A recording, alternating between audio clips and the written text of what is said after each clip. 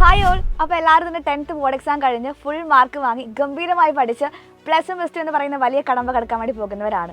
അപ്പോൾ നിങ്ങളെല്ലാവരും ചൂസ് ചെയ്ത് കഴിഞ്ഞു. പ്ലസ് വൺ പ്ലസ് ടു ഏത് സ്ട്രീമാണ് വേണ്ടത് നിങ്ങൾ തീരുമാനിച്ച് കഴിഞ്ഞു. അപ്പോൾ സയൻസ് സ്ട്രീം ചൂസ് ചെയ്തവർക്ക് വേണ്ടി നിങ്ങൾക്ക് വേണ്ടിയിട്ടുള്ളതാണ് മക്കളെ ഈ ഒരു വീഡിയോ. ഈ കൂട്ടത്തിൽ തന്നെ മെഡിക്കൽ ഫീൽഡ് ആഗ്രഹിക്കുന്ന ഒരുപാട് പേരുണ്ട്. അതുപോലെ തന്നെ എഞ്ചിനീയറിംഗ് ഫീൽഡ് ആഗ്രഹിക്കുന്നവരുണ്ട്. ഇതൊന്നും അല്ലാതെ മറ്റു കോഴ്സുകൾ പഠിച്ച് ഈവൻ സിവിൽ സർവീസ് വരെ ആഗ്രഹിക്കുന്ന ഒരുപാട് പേരുണ്ട് അല്ലേ. അപ്പോൾ നിങ്ങൾ എന്തായാലും ഗോൾ സെറ്റ് ചെയ്ത് കഴിഞ്ഞു. നിങ്ങൾ എവിടെ എത്തിച്ചേരണമെന്നും ഏതൊക്കെ ഉയരങ്ങൾ കീഴടക്കണമെന്നും നിങ്ങൾ തീരുമാനിച്ച് കഴിഞ്ഞു. അപ്പോൾ നിങ്ങളോട് ഞാൻ എന്ത് ചെയ്യേണ്ട ആവശ്യമില്ല, സയൻസ് സ്ട്രീമിൻ്റെ പ്രാധാന്യത്തെക്കുറിച്ച് പറയേണ്ട ആവശ്യമില്ല. മക്കൾക്ക് ഓൾറെഡി അറിയാം അത് എത്രത്തോളം അഡ്വാൻറ്റേജ് ഉണ്ടെന്നുള്ള കാര്യം. ഇപ്പോൾ നിങ്ങൾ മെഡിക്കൽ ഫീൽഡ് ചൂസ് ചെയ്യുകയാണെങ്കിൽ MBBS മുതൽ BDS, വെറ്റിനറി, അഗ്രികൾച്ചർ അങ്ങനെ ഒരുപാട് കോഴ്സുകൾ നിങ്ങൾ കാത്തിരിക്കുന്നുണ്ട്. ഇതല്ലാതെ എഞ്ചിനീയറിംഗ് ഫീൽഡ് ആണെങ്കിൽ civil engineering, electrical engineering, electronics engineering, computer science engineering ഒരുപാട് കോഴ്സുകൾ അവിടെയുണ്ട്.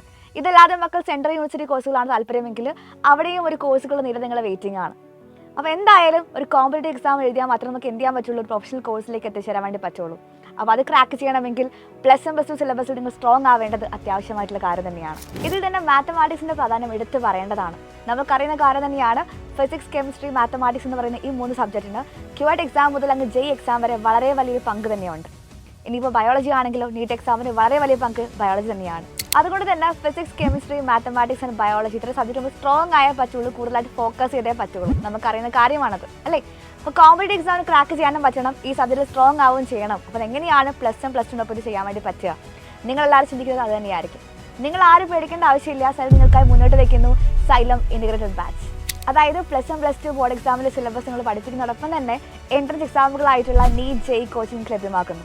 അതുകൊണ്ട് തന്നെ ഒരു വർഷം കളയാതെ, റിപ്പീറ്റ് ചെയ്ത് കളയാതെ നമുക്ക് എന്ത് ചെയ്യാം, പ്ലസ് വൺ പ്ലസ് ടുവിനൊപ്പം തന്നെ എൻട്രൻസ് എക്സാമുകളായിട്ടുള്ള നീറ്റും JEE ക്രാക്ക് ചെയ്യാം. അപ്പോൾ Xylem ഇൻറ്റഗ്രേറ്റഡ് ബാച്ചിൽ അഡ്മിഷൻ ലഭിക്കാനായിട്ട് മക്കളെല്ലാവരും താഴേക്കാൾ നമ്പറിൽ കോൺടാക്ട് ചെയ്യാം. And stay tune for more updates. Thank you.